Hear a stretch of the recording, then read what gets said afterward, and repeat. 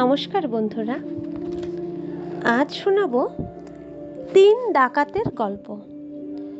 মানুষের মধ্যে 3টি গুণ আছে: তমগুণ, রজগুণ আর সত্যগুণ।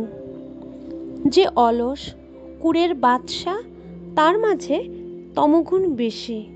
যে খুব কাজের লোক, কাজ ছাড়া একটু স্থির থাকতে পারে না, তার ভেতর রজগুণ বেশি। আর যে লোক শান্ত, স্থির, দুঃখেও যে অস্থির হয় না, তার মধ্যে সত্যগুণ বেশি। তমর চেয়ে রজ ভালো, আবার রজর চেয়ে সত্য ভালো, কিন্তু এদের একটিও মানুষকে ভগবানের কাছে নিয়ে যেতে পারে না। একজন পথিক যাচ্ছিল বনের ভিতর দিয়ে পথ।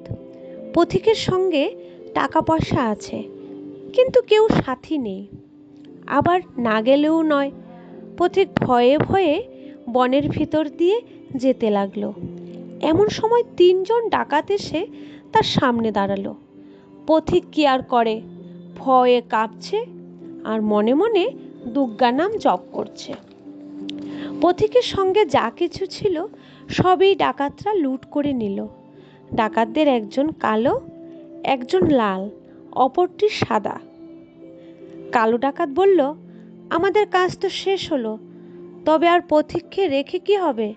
এসো, একেও শেষ করে যাই। কালো ডাকাতের কথায় লাল ডাকাত ভয়ানক আপত্তি করল। বলল, এর যথাসর্বস্ব তো আমরা কেড়ে নিয়েছি, একে হত্যা করে আমাদের কি লাভ? তার চেয়ে এসো, একে একটা গাছের সঙ্গে বেঁধে আমরা চলে যাই। কালো ডাকাত তাতে আপত্তি করতে চাইছিল, কিন্তু লাল ডাকাতের লাল লাল দুটি চোখের দিকে চেয়ে ভয়ে আর আপত্তি করল না। শেষকালে লাল ডাকাত পথিককে লতা দিয়ে একটি গাছের সঙ্গে বাঁধল। তারপর সকলে চলে গেল। পথিক কি আর করে, চুপ করে অদৃষ্টের কথা ভাবছে।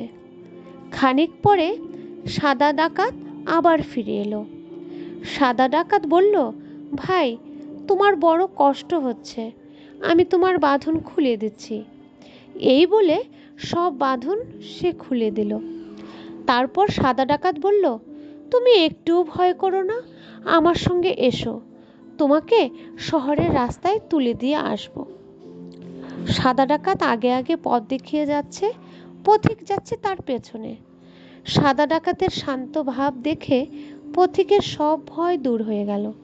কিছু দূর গিয়ে ডাকাত বলল, ওই দেখা যাচ্ছে শহর, বরাবর সোজা চলে যাও।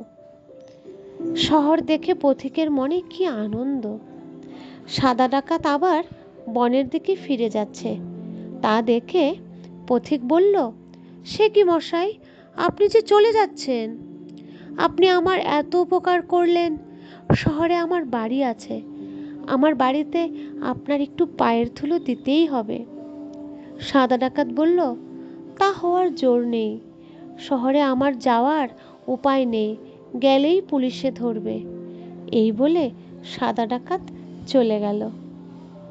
কেমন লাগলো বন্ধুরা? আর এই গল্প থেকে আমরা কি শিখলাম? যদি তোমরা বোঝো তাহলে কমেন্ট বক্সে কমেন্ট লিখলে জানাবে। নমস্কার।